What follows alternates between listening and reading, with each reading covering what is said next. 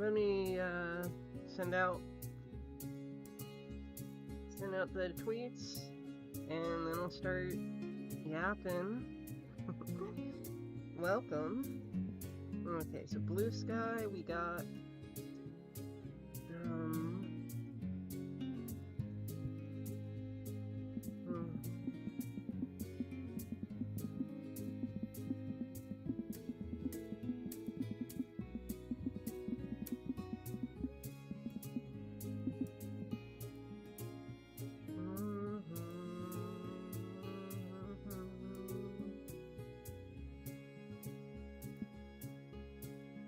and then we go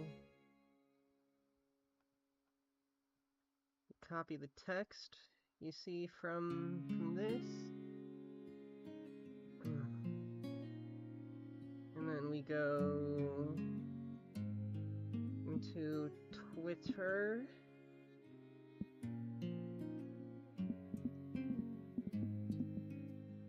and we put my hashtag on it.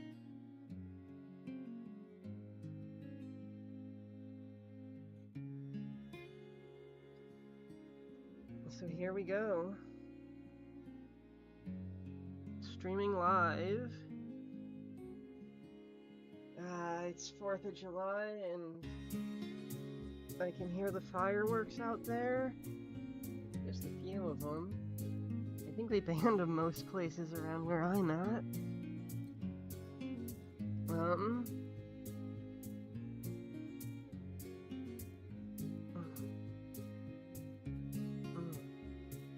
I'm sure there will be the, if not already is, you know, shows on TV that I could watch, but,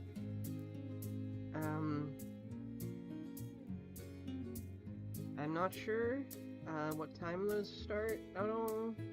I mean, as opposed to with New Year's where, it's pretty obvious.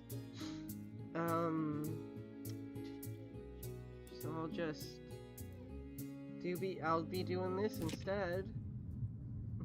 Studio Elan. Love Our Parks edition. Chapter 1. Cabin Fever. Sorry, sweetie. It's stuck. Can't go any lower than that.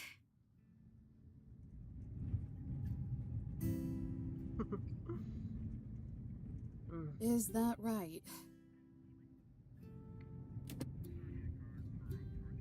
Click down on the switch. A sputtering rumble coughs from the window, vibrating beneath the rushing wind as it rips through the car. I click up on the switch. The window glides the rest of the way up with a smooth purr. I click down again. Smooth purr. It stops halfway. Sputtering rumble. Yep. There's actually a funny story about that. Jessie laughs guiltily, waving it off with a shrug and a smile. But I forgot what it was. It was her fault, wasn't it? It was absolutely Jessie's fault. I'm on to you. We smack a bump in the road. The car jolts up, tossing me into the door. I glance in the side mirror as we drive away from a pothole. Every problem in this park has a story. And there's a lot of stories. The park makes do with what it has, Eve. We're resourceful that way. I roll my eyes as she gives a reassuring grin, but her reflection in the stupid, broken window tells a different story. One of concern, rivers of coffee, and a decade of overwork. There might even be a small wrinkle encroaching on her cheerful, round face. But I don't dare say anything. I'm quippy, but I don't have a death wish. Not yet. Yosemite this time of year is a mixture of green and white, where the winter snow still speckles the peaks of stone-gray mountains and blends into spring's revived trees.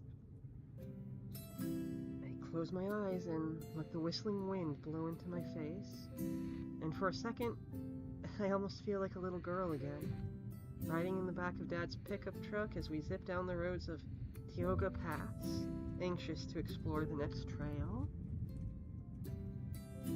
But right as I remember the smell of sweet, fresh air, a van speeds past us, leaving a trail of toxic fumes.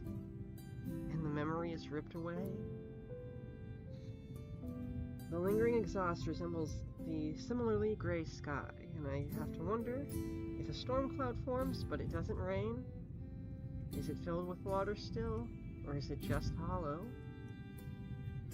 Static crackles out of the radio.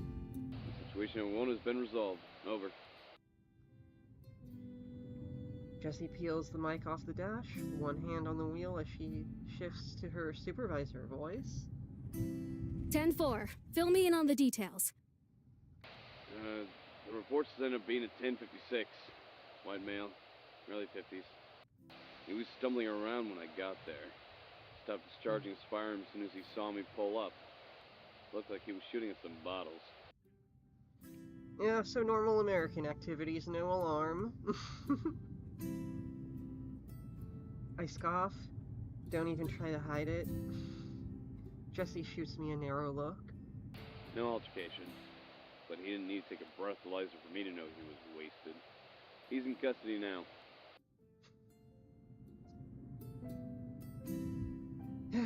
I can almost see the bags sketch themselves under Jessie's eyes as she heaves a deep sigh. It's only paperwork. All right. Thanks, Ernie. I'll be pretty late, so you can have the yogurt in the fridge while filling out the report. Wait, he's still with the porcupine? My teeth grit against each other, my shoulders stiffen. Tell him, girl, we already miss her moods. Hope those Tulumne campers have good dental. I reach over and rip the mic from Jessie. Shut your mouth, Hernandez, or else it's gonna be your fat ass who needs the extra dental work. Ooh, she's feisty. Jessie wrestles the radio away from me as Ernie cackles over the radio. Just have that report on my desk by tomorrow. Over. I'm still trying to grab the radio by the time she throws it back on the dash, groaning. I cross my arms and stare thousands of tiny daggers out the window. Jeez. You know they're just trying to get a rise out of you. Why do you always take the bait? Because if they actually cared about their jobs, they'd be angry too. Not that it matters. At this point, I'm not even sure I care anymore. It's not everyone, Eve. There are people out there who still care. Who? The campers? Because I can show you some rocks and trees that a certain artist thought made a good canvas. I swallow the urge to spit. That kind of stuff doesn't get fixed overnight. A shadow casts over Jessie's piercing glare. Neither did his fractured jaw, or your suspension. God, she...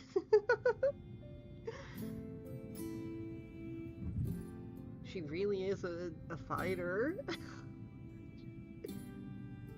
Oh, we love tired women. I slump back into my seat. Feelings of shame or regret are completely absent. All that's there is the gnawing emptiness that always snakes up to my chest and lingers there. Jessie's face softens. The tender expression reminds me of pity. What happened to you? You used to be such a cute cadet. What? I'm not still cute? Someone took that personally.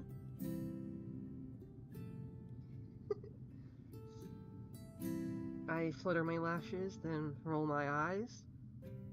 Normally, backtalk like this would get anyone from any profession fired, and secretly, I hope it does. It's that attitude of yours. I remember when you were energetic and determined. She shoves me. Be like that again. They beat that out of me a while ago. Aww. Jessie frowns for a moment, then she grips the wheel and strains a smile onto her face. Her dimples look like tight drums. Then let's see if we can cram some of that back in. I think her orifices are waiting for national parks to be crammed in instead, if you catch my drift. By a transfer? By a By a change of pace. You'll love the meadows. It's a little chilly this time of year, but you can bundle up in the cabin. Which you'll have all to yourself, by the way. You can thank Ranger Smith's gin habit for that. And the camping population?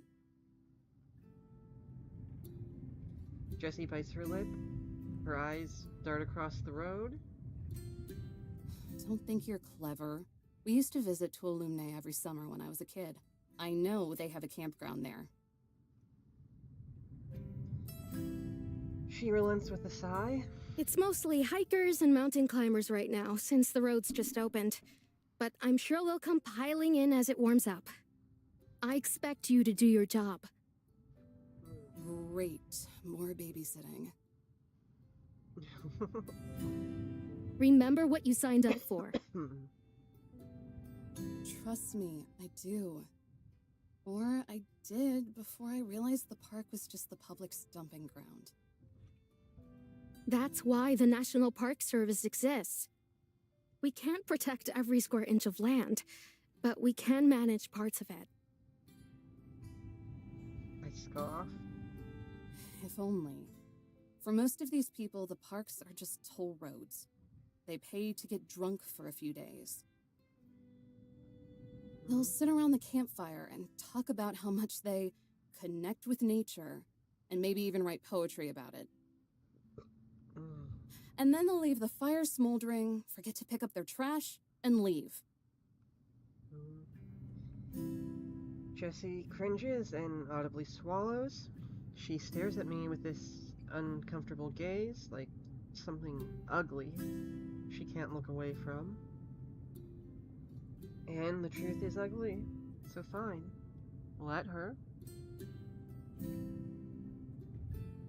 She puts on another one of her smiles. Well, that's why we're here, right? That's our job. Enforcing the law to protect the land. But who are we protecting it for?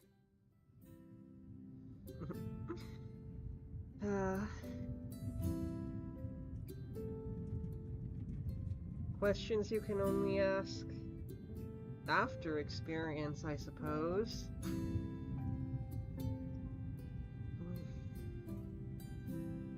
I stare at Jessie with flat eyes, waiting for an answer I know will never come. Likewise, she side-eyes me, waiting as the radio occasionally crackles with a report. The same people who are destroying it.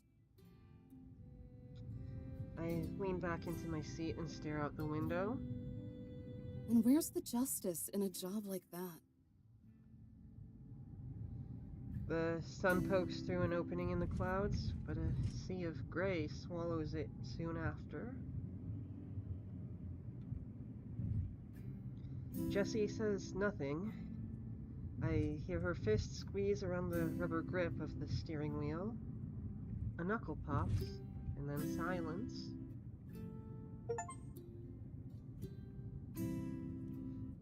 We pass a clearing, and the forest that's been trailing us up until now stops. In the distance, I spot the smooth stone peak of Lambert Dome. Sometimes we would make that hike when I was a kid, and when we reached the top, I always felt like I discovered a higher perspective. Everything seemed so small, and the answers so clear. And I wonder, if I stood up there now, would it be the same? Is what I do important? Does protecting this land and preserving its dignity serve any purpose? And if not, does anything?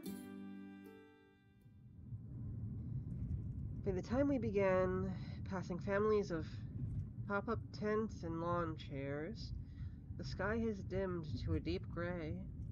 Slivers of blood orange and red glow out from pockets of open sky. We hook left and take a short, beaten path. The tires crunch over the dirt and gravel, and then stop. Jesse twists off the ignition. Birds chirp in the fresh silence that only breathes through the air when a vehicle stops. We're here.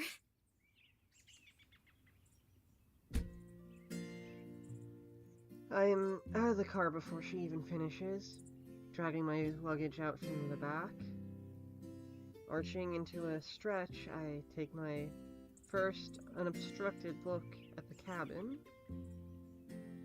It's a modest building, guarded by a crowd of trees that extend far into the air, lumbering over the pointed roof.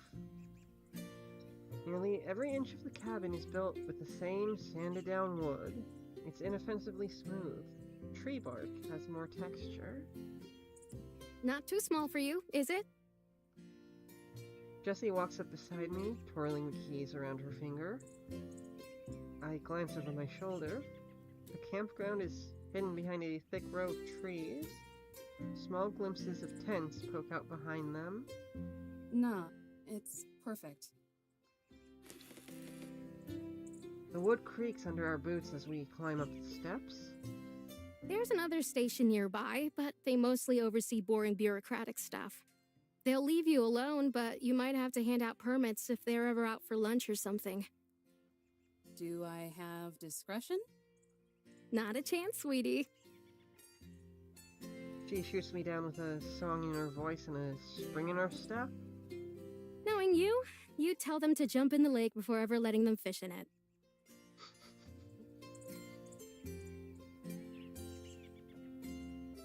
God, she has such a temper.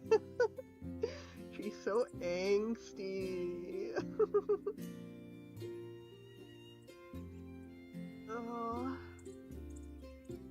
poor girl. She's got me there.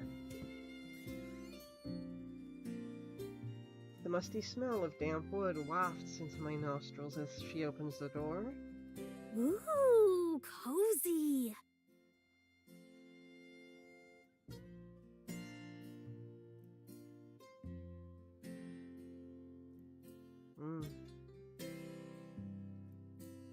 Jessie flips on the lights and steps aside. That's one word for it.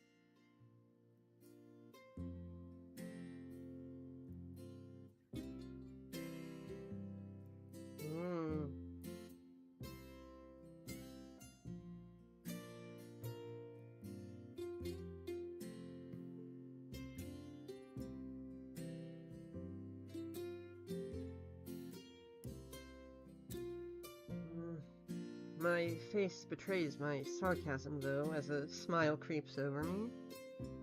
It reminds me of a shoebox diorama.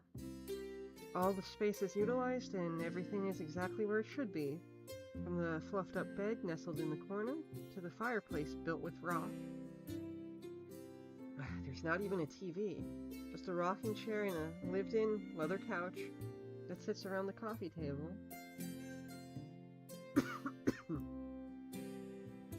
Jessie slides her finger down a desk and then squints as she rubs it against her thumb. Huh, not as dusty as I thought it'd be. Maybe Ranger Smith liked chugging Windex, too.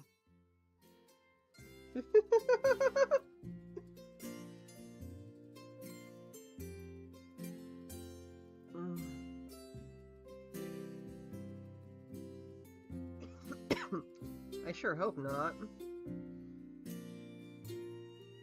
I drop my bags and frisbee my hat at the couch. It misses and lands lopsided on the floor. Not unless he snuck back recently. The hardwood floor bends beneath my weight as I explore the rest of the cabin. Wandering off to inspect the stone fireplace, an unburned log sits on a pile of ash.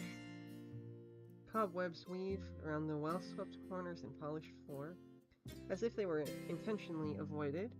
This place is clean, but whoever the neat freak is must not have any guts. A fuzzy spider trapezes from the ceiling.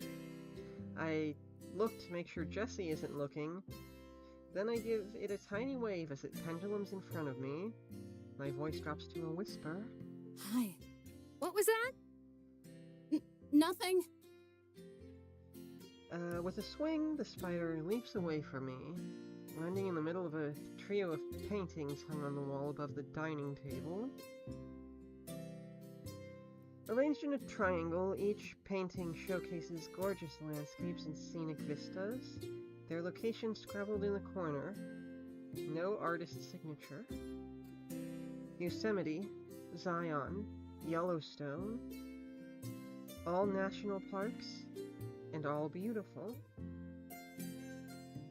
The spider crawls along the painting of Zion. In this one, lush greenery sprawls out into a deep valley below, guarded on both sides by fiery red cliffs and mountains. The Yellowstone painting is of a winding trail, spiraling to the top of a mountain. Splotches of vibrant trees are scattered across the rich mountainside.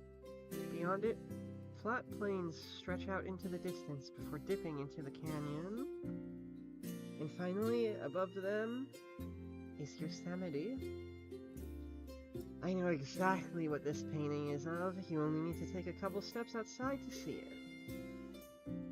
It's the breathtaking view from the top of the Lambert Dome, overlooking all of Tolmney Meadows, the thick forest to the Tolmney River that winds all the way to the snow-speckled peaks of the Sierra Mountains.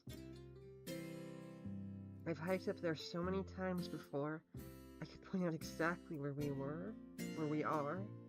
God, I wish I was up there now. I would scream my guts out, scream until I was hoarse and no one would hear me. This might be my favorite of the three, but something feels off about it. After a bit more squinting and head tilting, I decided that this painting is too crooked for its own good. The frame is so off-center that if there were a hiker in this painting, they would plummet to their deaths. With a soft grip, I grab the sides of the painting and begin to delicately, slowly straighten.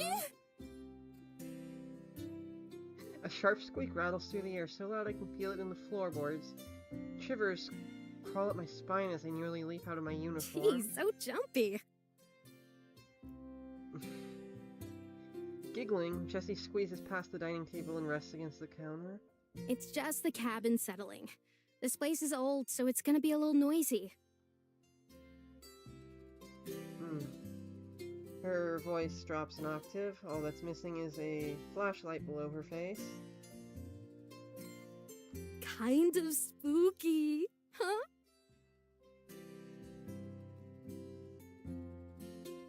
Not really. Not really. The cabin squeaks again and my shoulders tense. Jessie grins, thoroughly entertained. Some of the past rangers stationed here always said it was haunted. Personally, I think it was just something in the coffee. She picks up the percolator off the stove and rattles it around, flipping open the lid. She pulls out a small bottle of bottom shelf gin. Our tax dollars at work. Just be happy we're not privatized yet. Make sure to recycle this later.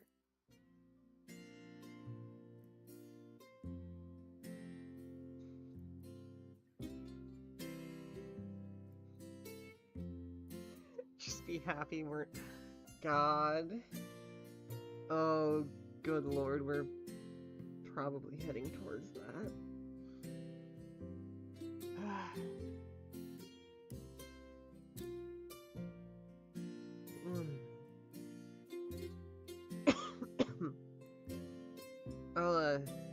spare the privatization rant, though, because we got Yuri afoot. She hands me the bottle and tampers off towards a cabinet. I set it back down on the counter and follow behind. Question. When was the last time you were at the range? To shoot? God, I don't know. Scratching my head, I think back to the last time I unholstered my sidearm. Despite the faint temptation from being surrounded by obnoxious campers, it's about as rare as an eclipse.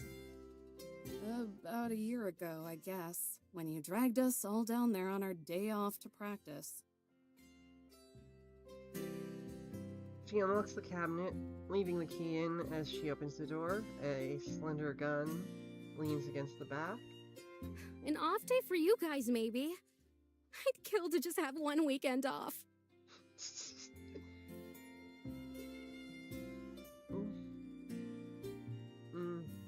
The words slip out of her, and as soon as they do, she glances at me, then at the gun. I didn't mean, like... You know I won't actually. I stare straight through her as she fumbles around with her words. She coughs. Anyway, what we have here is your standard issue pump-action Remington 870. Also known as a shotgun. Hell yeah! A bright sheen glistens off the gun, both the butt and the pump sharing the same glossy wooden finish. Fancy. This actually doesn't look like it'll fall apart in my hands.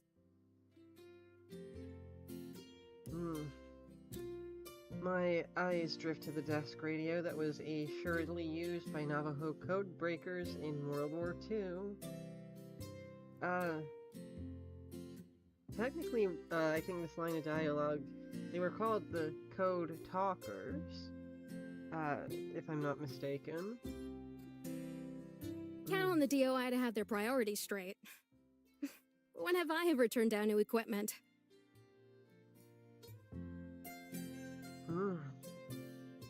Sorry, bit of that history nerd,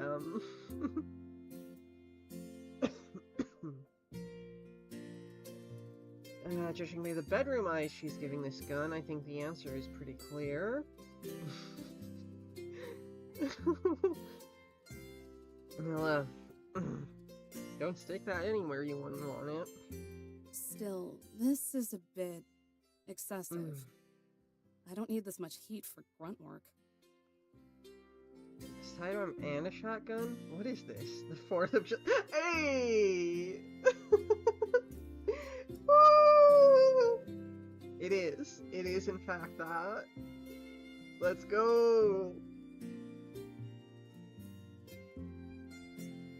Day of the live stream drop. Let's go. It's just a precaution. Hopefully you never have to use it. It's not like everyone is asking you to carry it around on patrol, which I expect you to do every day. Can I do that before sunrise? So I don't have to talk to anyone, ever? Absolutely not. I will not allow you to be a weird forest hermit under my watch. You need to have some positive experiences, okay?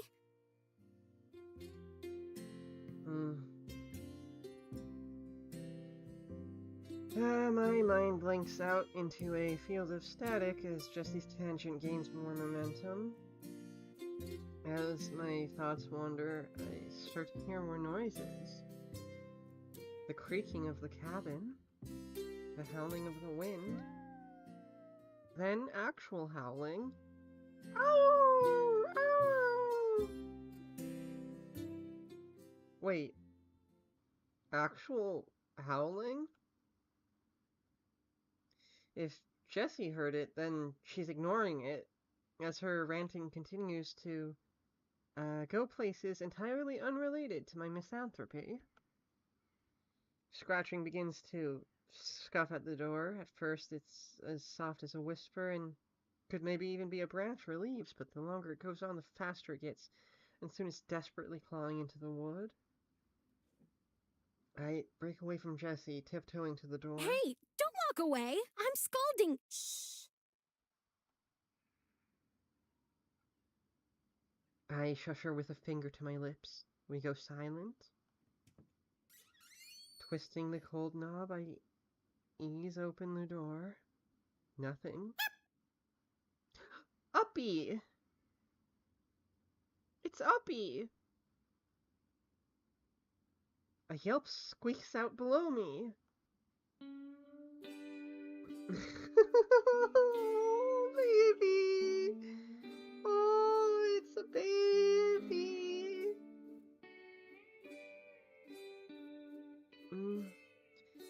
I look down and come face to face with the love of my life. An adorable puppy, its floppy ears barely reaching my ankles, pants in front of me, its small paws scratch at my boots. Oh my god, buddy. I drop to one knee. My heart melts as I stroke its soft fox red fur. What are you doing here, pup? Huh? Are you lost? It's a baby. It's a baby. Hello, baby. Hello, puppy. As if answering me, he gives a tiny howl, but it breaks into a yelp. With a whine, he snuggles into my knee. I'm dead. This is heaven and I'm dead. Eve, get away from that.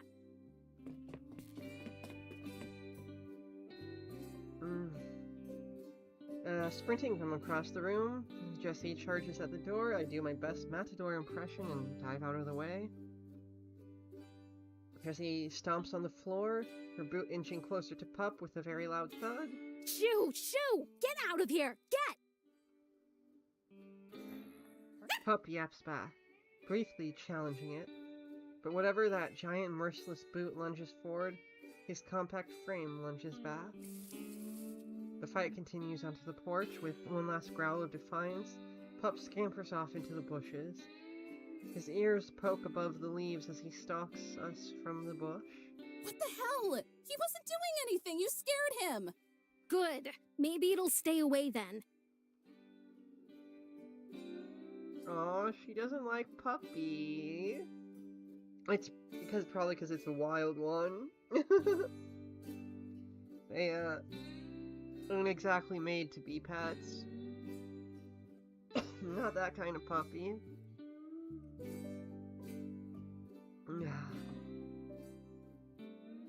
I wish they were sometimes, though.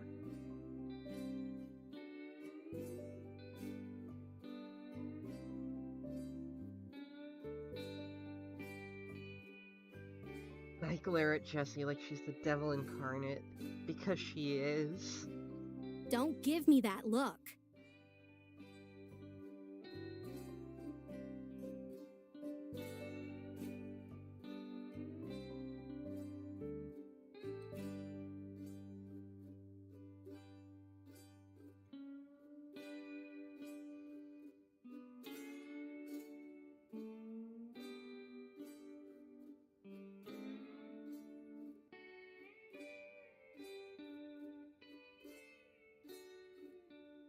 I reinforce my gaze with more steel. Orphaned coyote pup. Started coming around the camp, and Smith, in his infinite wisdom, decided to feed it. Oh, it's a coyote! It's a coyote! Little baby. I glance towards the bush again, but by now he's gone, hiding somewhere in the shadows as the sky darkens.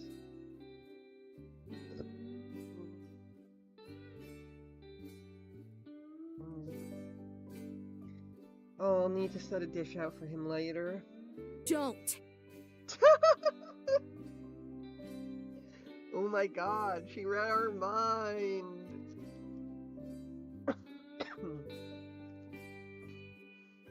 He's like, do not, stop it.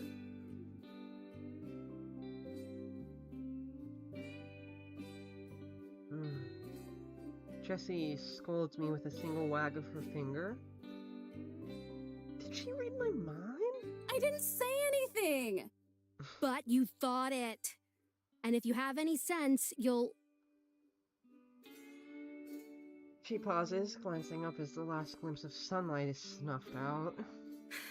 I'll lecture you another day. But for now, I have to get back to the station. Before Hernandez eats all the yogurt. With a nudge from her elbow, she starts for the truck. Yeah. Kick his ass for me. I stare down at the scuff marks on my boots, tracked with dirt and dust from all 1,200 miles of the park. Not nearly as polished or shiny as Jessie's, or even that gun. What's wrong? I thought you loved dirty jokes. It's nothing. I'm fine.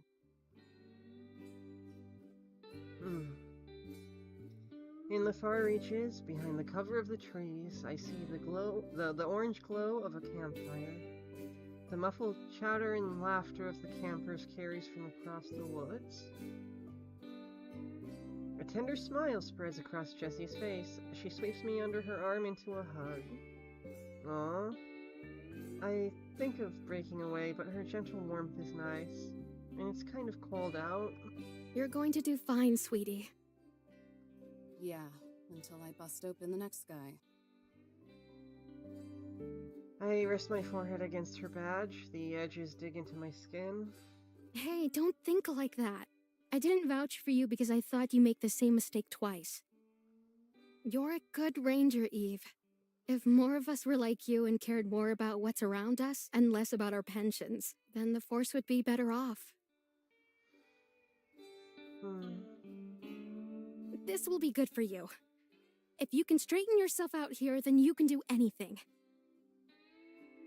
So try to have some fun, okay? Okay. I grumble it out. She has too much faith in me. Maybe all that was true at some point. But now I can take or leave the pension and the land. None of it matters. Not to the wigs at the top, not to the public, and not to me. Jessie swings an arm around my shoulders and walks us to the truck. And besides, I'm just a radio call away if you ever miss me. I'll call every day to check in. Yay. Can't wait. She climbs into the truck and starts it up. The revving of the engine is so loud, I expect it to shake off all the rust that's carved itself into the bumper. No slacking off now. She drops the keys in my hand and shuts the door. The headlights streak in the night air, beaming against the silhouetted cabin.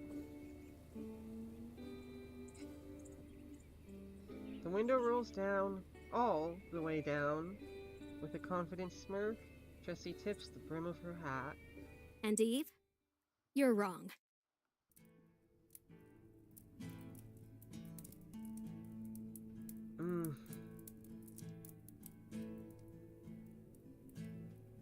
It might actually have been pointed out if that was the last thing she said before leaving. But it hadn't even been 10 minutes when she drove back and barged through the door in a panic. She left the key to the station on the lanyard she gave me, and the key to the library, and the key to the toll booth for the south entrance. I swear, Teddy, with how seriously that woman takes her work, she has no right to be as airy as she is. Though, I guess I'd start slipping a little too if I were working on endless streams of hours and got as little acknowledgement as she does. After 4 years, it's hard not to respect her. There's not a moment where she isn't on a call, or filling in for someone, or blazing through reports, yet somehow she manages to stay as bubbly as dish soap. How is she able to stay so peppy and motivated? I can't figure it out, and I doubt I ever will. Anyway, that's enough about Jessie. I swear I write about her at least twice a week. Let's talk about my newly assigned post, Teddy. The cabin itself is fine. Definitely more my place than where I was before. The furniture is old and cheap and perfect. I'm looking forward to the last bit of rain for the season, so I can feel the warmth of the fireplace and listen to the raindrops patter against the roof as I doze off on that lumpy couch. If it weren't for the circumstances, it might even be a dream come true.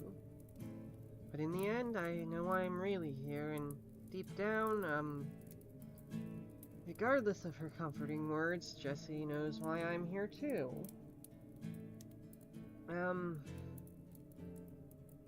Teddy, the matter of the fact is this. I'm here because I snarked off one too many times, cracked one too many jaws. I can't choke back the last speck of pride about what it is I do, and that makes me a problem. No matter how hard I try, I can't detach myself, not completely. There's still a small spark, and all I want to do is snuff it out. And that's why I'm here, for penance and training. Call it what you will, a new post, a living job, but I know what it really is. A purgatory.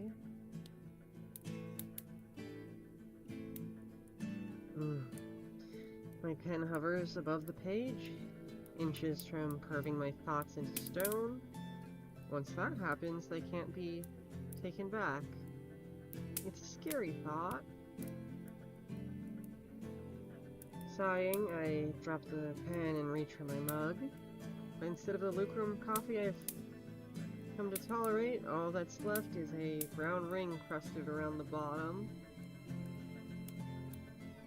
I stretch out the chair and let out my longest yawn in at least 20 minutes, maybe even 30. I drag my carcass to the stove and pour myself the last of the coffee from the percolator. Steam rises from the mug. The coffee is thick and sludges around like motor oil, overcooked and bitter. It almost tastes like it too, but I'm not a snob and coffee is still coffee. Even if a gas station could whip up a better brew. And a percolator works as well as anything else. Besides, there's charm in that, isn't there? Enjoying things that are inferior and outdated. I'm forced to stare at my reflection as I sip the coffee, but it soon turns into a foggy murk, and I can't see anything. It's all that oil seeping to the surface. Gross thought, but it doesn't matter as long as it gives me the energy to keep going. Journaling is hard work, maybe even harder than working for the Park Service.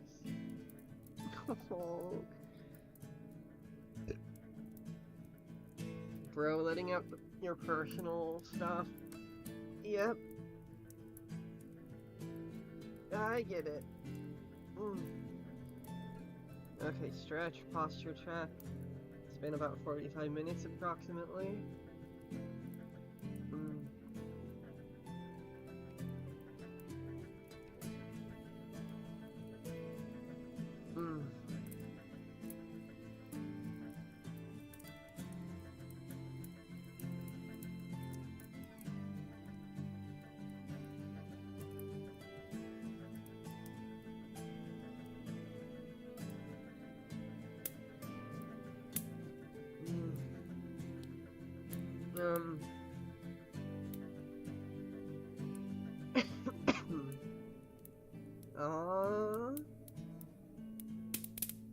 You know what?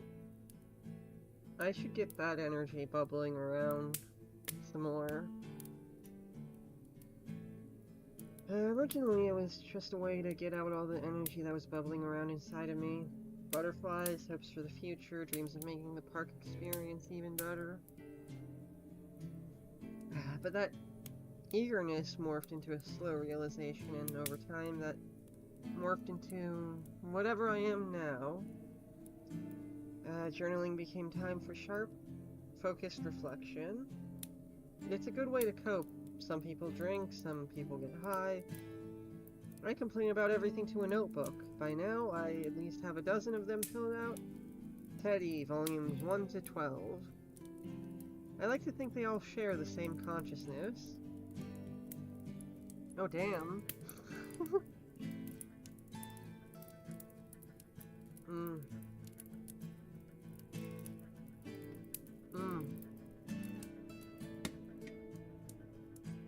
Yeah, so I guess I do something not quite similar. I open my Google Docs on my phone and just write little, like, creative ideas.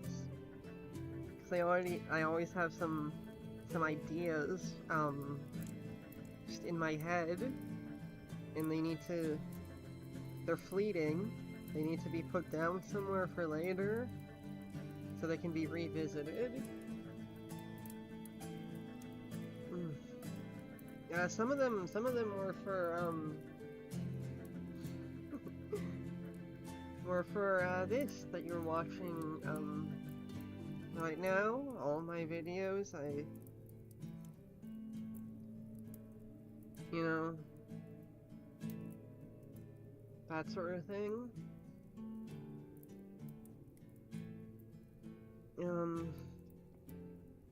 The cup warms my hand as I lean against the counter. The wind kicks the cabin, and I listen closely. I can hear nice nocturnal whispers from outside, chirping from crickets, the steady shaking of leaves. It makes me realize how thin of a barrier from the outside world this place is. A cramped, fenced-in box. The only thing keeping me from the same darkness that's out there is a few dim lamps. A small choir of laughter and chatter echoes from outside. Reality decides to give me a slap in the face as I open the curtains and peer through the window. A group of four shadowy figures trip and wobble through the brush. One of them falls flat on their face. They laugh even harder than before. And speaking of needing a barrier from the outside world, I stamp over to the desk and snatch the flashlight. As I march over to the door, I remember that I've changed out of my uniform into tattered jeans and a flannel, hardly authoritarian. I reach over to the couch and grab my hat. Better. The brisk air kisses me as I swing open, then switch on the flashlight. I shine the beam right in their faces. They freeze like a deer about to be mowed down by an oncoming semi. She's so morbid. It's great. She's perfect.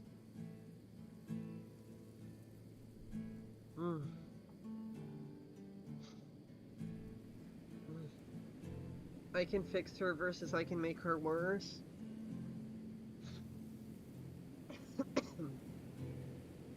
Their laughter quiets into hushed chuckles, and the only one with half a brain tells them to shut up. One of them stashes a bottle in their coat. The one up front, the smart one, squints at me through the light. His shoulders relax, and he throws me a casual wave. Oh, hey! Are you on break too?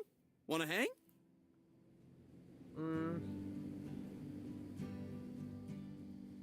1,000 more of these kids could mistake me for another student their age, and it still wouldn't stop me from lobotomizing them with my eyes. I slip my hat on and stay silent. The Old Testament fear of the Abrahamic God shadows his face. They all shrink back. Do you know how many people go missing out here? What? I said, do you know how many people disappear in these parts annually?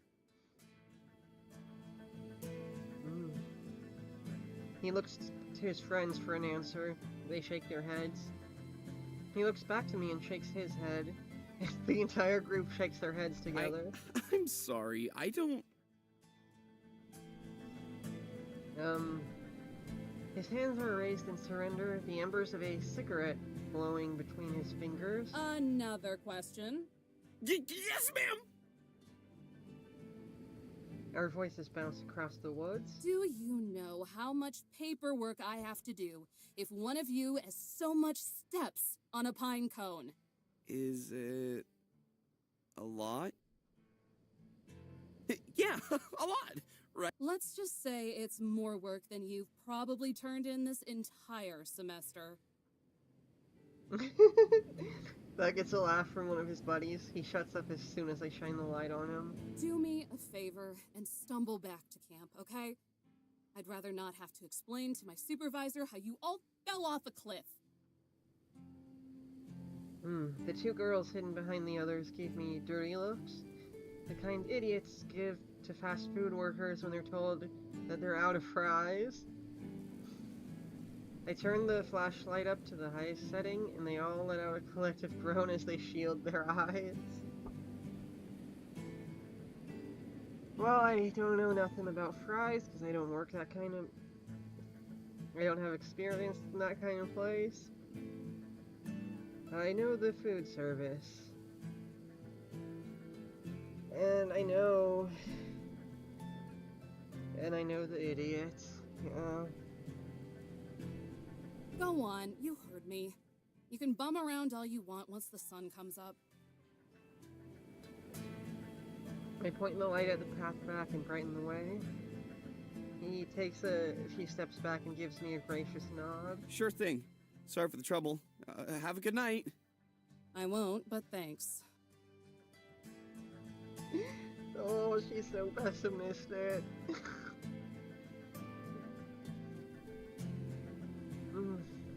She needs a cute National Park Gajinka to cuddle her. So bad.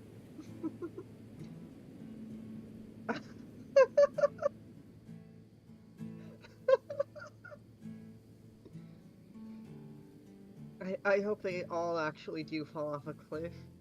Twerps.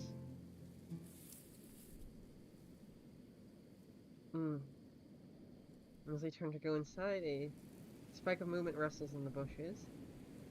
My body goes numb. I freeze, only allowing my eyes to drift over to the source. Nothing.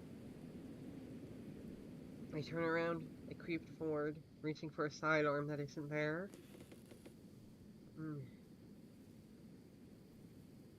I step onto the dirt, the porch creaking behind me. Then, the bush shakes with a surge of movement. Puppy! A ball of fur explodes through the leaves. Its paws scrape across the ground before skidding to a stop at my feet. Yep. Breathing out a sigh of relief, I bend over to greet my prince. Decided to come back, huh? Couldn't resist my charm. His ears pin back as I scratch the scruff of his neck. He looks almost deranged while I pet his goofy-looking pupils struggling to center with the whites of his eyes. You're an unbelievably giant dork. An ear flops over. If my heart had strings, you could play the fiddle. This isn't fair. I might seriously die. I glance over at the empty food dish near the door. He ate every bite. He has to be sleepy by now. Just look at that belly. It's so round and cute and pink. I think I'm gonna die from this. I know I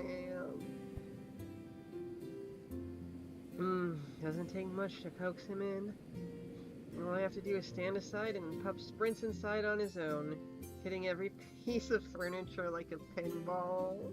I usually offer coffee first.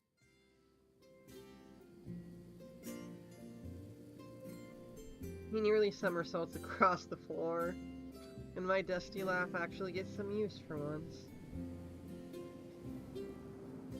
A gust of chilling winds breezes past me. It lifts up my hat. but I grip the back in time. Strands of my hair fly in the same direction. The tweeze. I'm turning into fucking Elmer Fudd out here being a being a ranger.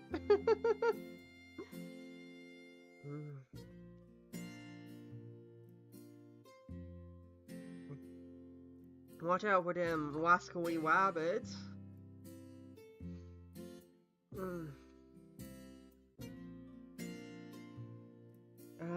The trees sway violently, shaking their branches like angry fists.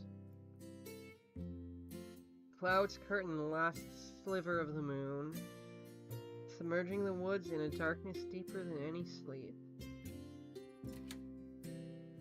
The cold seeps into the notches of my spine. Shuddering, I rub the warmth back into me, locking the door on the way inside. Like thunder, Pup runs up to me as I enter. Then, like lightning, he bolts back onto the couch.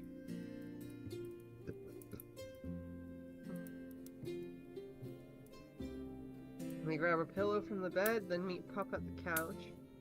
His front legs stay perched on the back of the couch as he peers over it.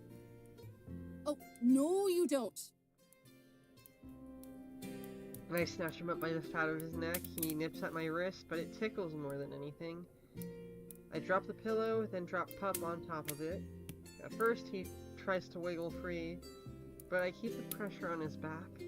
He eventually gets the message and lies down. I'll get you something more comfortable soon.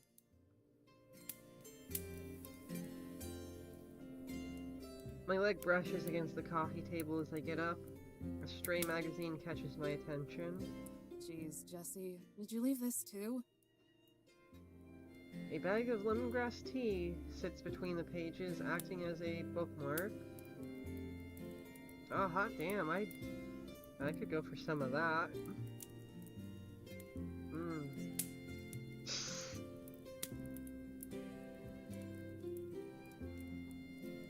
Did she not have anything else she could use at the time, or was she just lazy?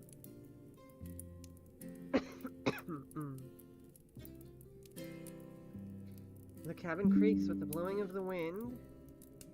Pup's ears stiffen in alert.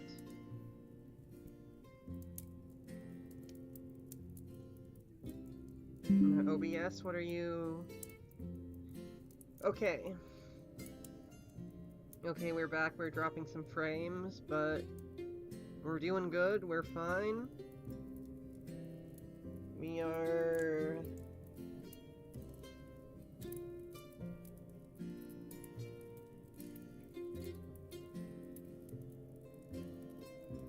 Let me just check how everything's looking on my...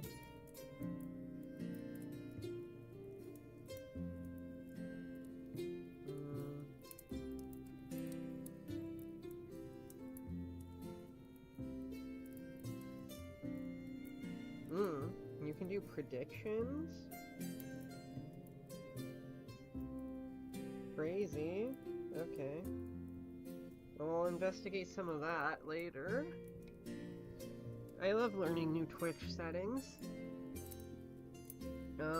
Pup's ears stiffen in alert as he quietly gazes at the closet door.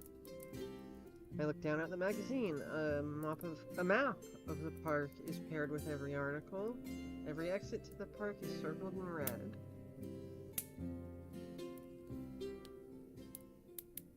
Wrapping up your stay. Leaving Yosemite.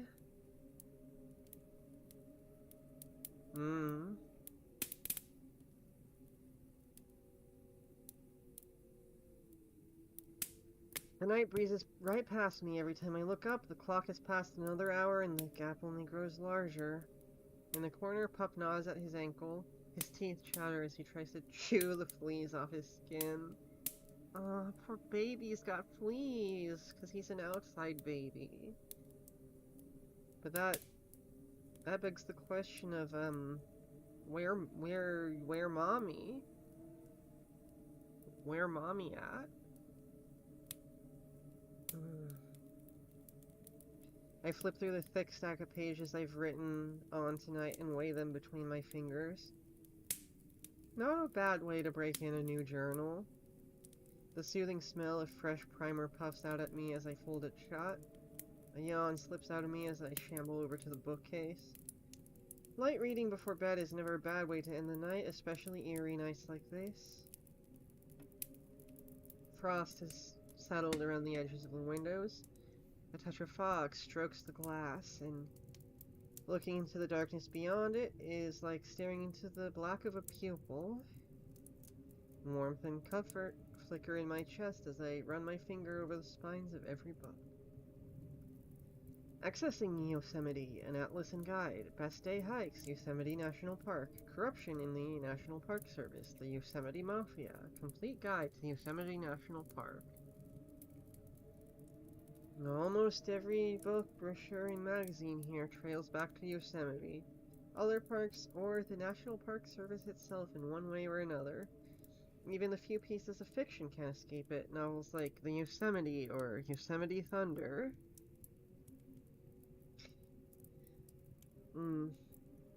Looking over the alphabetically ordered books, I start to notice gaps. Missing volumes, spaces between books, the kind you see at a library when something's checked out. Things only get more perplexing as I arrive at the bottom shelf. A giant cardboard box sits alone on the shelf, bursting with stacks of paper and folders. Balancing at the very top is a pink folder with bright bubble letters drawn in crayon. Miwok Research. Surrounding the letters are crudely drawn squirrels and toothy rabbits. Some are colored in with precise strokes, never straying an inch outside the lines. But others are so wildly scribbled in and trail so far outside the lines, I'm pretty sure an 8-year-old coming off a sugar high could do better. Creep. As I reach down to grab it, a drawn-out squeak sings from the kitchen, rather. The distinct sound of bending hinges sends my heart racing into my throat. That was in the cabin settling. Pup bares his teeth. A low, vibrating growl rumbles out his tiny body. He sounds primal and large. Just like earlier, his ears point into the air. He stares at the corner, and I follow the direction of his snout. The closet. Just a skip away from it, the cupboard by the sink hangs open, still easing to a stop. The hardwood floor beneath my feet. The hardwood floor bends beneath my feet as I walk over. Suddenly I lose traction. My feet slide out from under me as I slip towards the counter. I yelp, my forehead almost colliding with a sharp corner. I reach my hand out and grasp it. The itch scrapes across my palm. That was a little too close. I gave Papa a stern look, but he's still fixed on the closet door. Did you do this?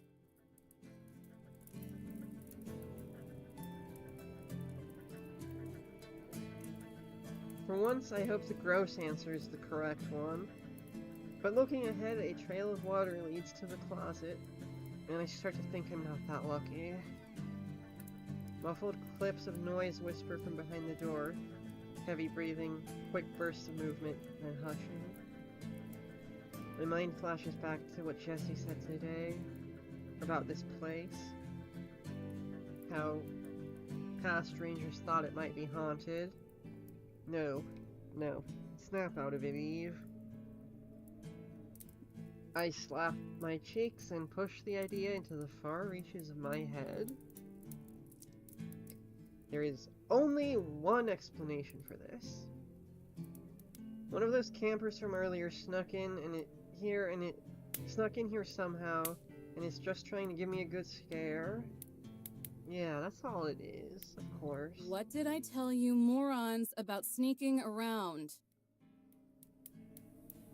I project my voice, trying to muster up some bravado. The same bravado my high school gym teacher always seemed to have. You're trespassing on federal property. That's serious stuff. Come out now, and I won't slap cuffs on you. The noise stops. I count the seconds in my head, but nothing steps out of the closet. Fine. Don't say I didn't warn you. I stomp over to the door, making sure my steps are loud enough for whoever it is on the other side to feel. Twisting the knob, I pull it open halfway. And for now, I will... let's go to data. I'm gonna save data.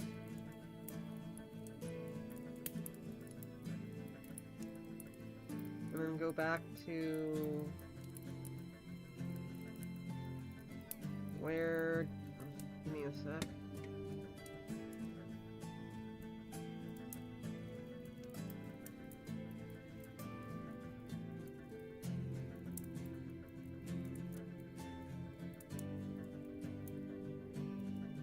Well, I'm gonna leave it here for a sec.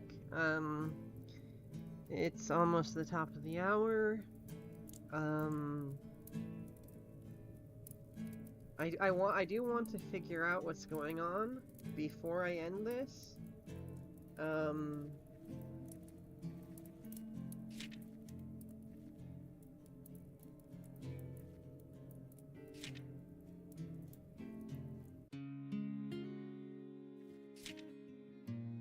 I'm gonna load this and keep it on here while I take a bathroom break real quick.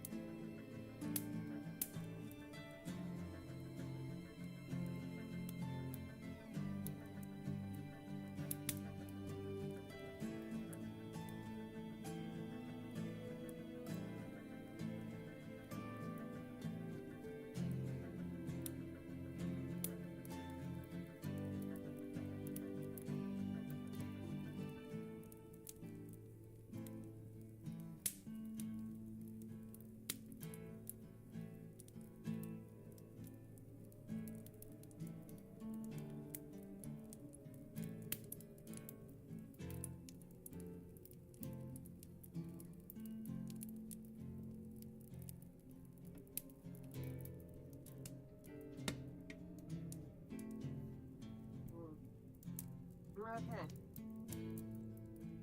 So, back. I have returned. Oh god damn it, another AI. Holy fuck. Jump scare?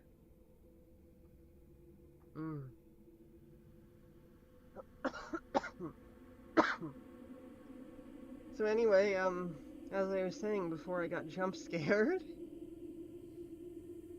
I've got, some local fireworks to get to, so I'm gonna be wrapping this up. Two pale eyes blink at me, poking out from behind a yellowing sheet.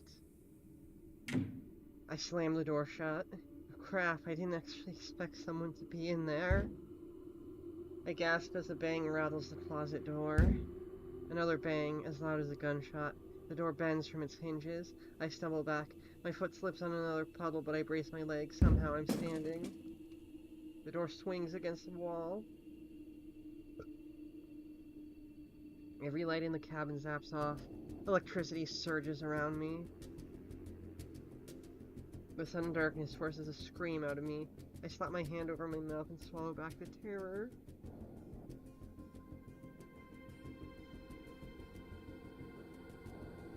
Damn, they know where I'm at now. I'm breathing quick, panic bursts, and then footsteps.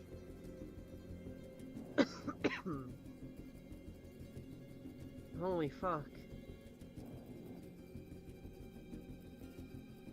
It's them.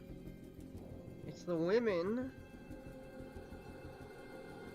Through the darkness, the form of a towering silhouette begins to take shape, looming in the doorway. Pup's growl devolves into a series of vicious barks. I stand my ground, puffing out my chest and sticking back my shoulders. Ghost, intruder, bear, whatever it is, it's all I can think to do. What do you want? I call out to the lingering shadow. The shape of its head tilts as if asked something unexpected. You do not belong here. Her voice rings out in the darkness, gravelly and dry, but also light. Higher than I would expect a demonic presence to sound. Not that I believe it's a demonic presence or anything. This is my post. And according to my supervisor, I do. We do not concern ourselves with the laws of mortals. We? We? Yeah, what do you mean we? A dim glow flickers in the closet, illuminating the figure in blood red. Water drips from their soaking hair, their bangs shadowing their eyes. They stand unnaturally straight, as stiff and dangly as a corpse. Colorful patterns weave around their leather clothes, beads wrap around their neck. A girl? The ghost in the sheet hovers past her, floating in the air. A shiver tingles down my spine as it levitates several feet in front of me. No, this has to be a prank. I'm getting punked. Jesse and Ernie are in on it. Leave us to our resting place. Yeah, I'm pooped. A high-pitched, energetic voice shouts from the closet. The tall figure kicks back her leg. There's a yelp as the red light around her flickers for a moment, then reappears. No! Thunderous wind hammers against the cabin. Her shout reverberates through the wood. A moan howls from the sheet ghost muffled by the fabric. It's spooky in the same way a child making ghost noises on Halloween is, which is to say, not at all.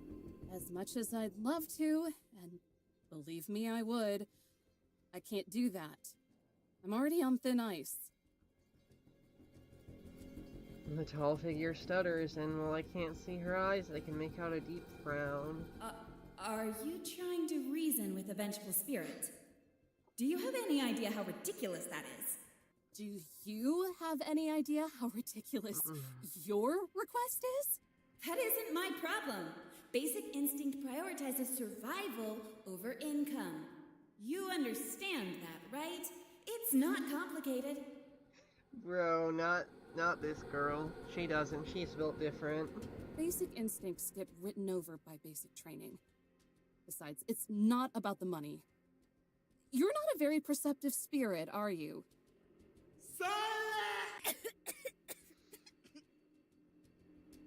Just shut up, okay? Shut up! The bravado in her voice is all but gone. The vengeful spirit is now merely a frustrated one. If you stay here, then whatever happens is going to be your own fault. The red light behind her flares up, tinting the walls with a blazing glow. Pop sparks return with killing intent. The sheet ghost lunges at me through the air.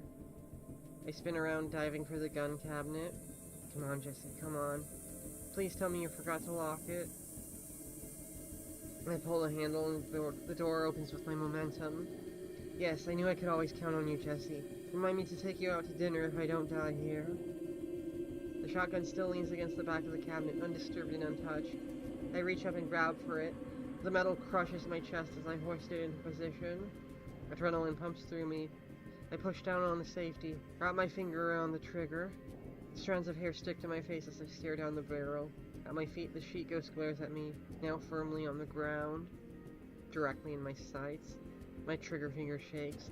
Eyes shake. The temperature of my blood plummets. My body freezes with cold sobriety. This isn't what I wanted from this job. I never wanted to hurt people, to point guns at them, or to punch them in the face. All I wanted to do was protect. The fabric draped over the ghost stretches back. Pup dances around its feet, his tail wagging as he tugs away the sheet like a game of tug-of-war. The sheet falls to the ground and I finally get to see what, or rather who, is attached to those wiring. Like a burglar caught in the act, she stands there, wide-eyed and trembling. Leaves rustle off her tiny beige dress, but there always seems to be more stuck to her. She's cute. Even her long, brushed-out hair has twigs and leaves shaped into a wreath resting on top of her head. But more interesting than that is the pair of wings protruding from her back, feathery and white like an angel's in a painting. A kid? Scoop her up in the arms. What on earth do you think you're doing? Are you the big sister? Shadowy Ghost makes his way across the floorboards, making a beeline for me. I shift the gun to her, but she's already towering over me. Not another step. Get away! It's empty. I thought they taught you goons better than to go around and point these things at people. And if you do, then make sure they're loaded. Did they hire you out of pity?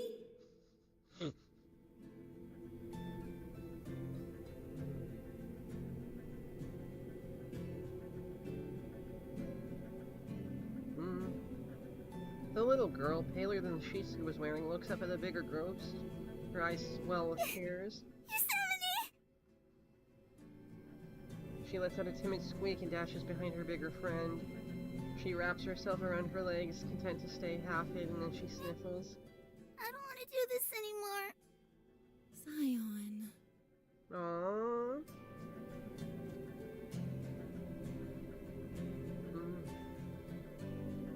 Zion? Yosemite? Just who are you people? Silence, mortal. We have haunted these grounds long before you were here. The red light from the closet fades away, the lamps surge back on along with the rest of the power. And we shall haunt them long after you've returned. To the ground. She pauses, I blink at her. She blinks at me. Yellowstone? Yeah, boss? Wanna tell me why the lights are back on? Well, because I Amazing. flicked them back on, duh. I can see that. But why? Because the jig's up. She's not buying it anymore. A teenage girl springs out of the closet. Her clothes are a colorful array of pastel, and her bright twin tails bounce up and down. She'd be the most normal-looking one of them, if not for one distracting detail. Sprouting from the top of her head like a mountain erupting from the ground is a giant cone, flattened at the top, various shades of brown. It reminds me of a volcano from a child's science project. Is it a costume or a hat? It looks like it blends right into her hair. See, she's already getting ready to flip your lid. The bigger one glances back at me. In my confused daze, I completely forgot about my hand hovering over the gun. Rolling her eyes, she yanks it away and slides it back to the other end of the room. She squats down with a flat stare, gives me a flick on the forehead, and a dull pain ripples through my skull. I know you're eager to take my home away from me again, but let me sort this out first. Okay, gunslinger? I soothe my forehead while grinding my teeth into a fine powder. And, yeah, that, I believe, I shall, save it and come back with more tomorrow, perhaps. We'll see. Stay gold, everyone. Bye-bye.